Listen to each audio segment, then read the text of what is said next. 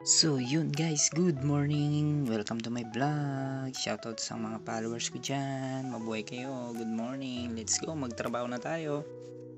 Yan, bad dyan nga malintirahin natin guys. Mainit yan, kaya medyo mabagal, masyadong maluwag. So yun, yan ang road pass. Road pass pa lang yan guys, unang pasada, patagos ba. Nilagyan nga pala natin ng ceramic para masalo yung tunaw. So yun, ibabaw naman, road pass guys. Isang mabilis lang. At yan na nga ang patagos guys, tinanggal natin ang ceramic. So yun o, paki-like and share nga pala tong video na to. Tapos i-share mo na rin, pag-comment ka na rin, at mag-like ka na rin syempre. So yung break time nga pala nun, mga time na yun.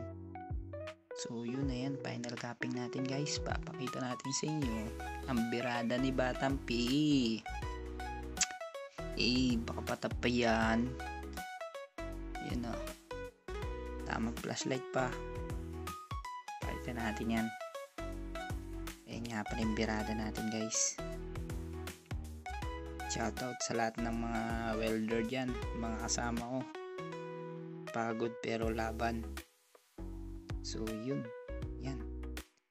Yung settings nga pala nyan guys, 225 lang pala yan, 200 ampere, 25 voltahe. Yan. Tapos ipantay mo na lang. Ganyan din yung mangyayari pag dinali mo yun. Try mo. So yun no, diba? Pantay na pantay. Solid guys. So yun, natuyan na nga yan yung mga time na yan. Shoutout nga pala kay pare BJ dyan, nangapalaban sa loob pare. Shoutout.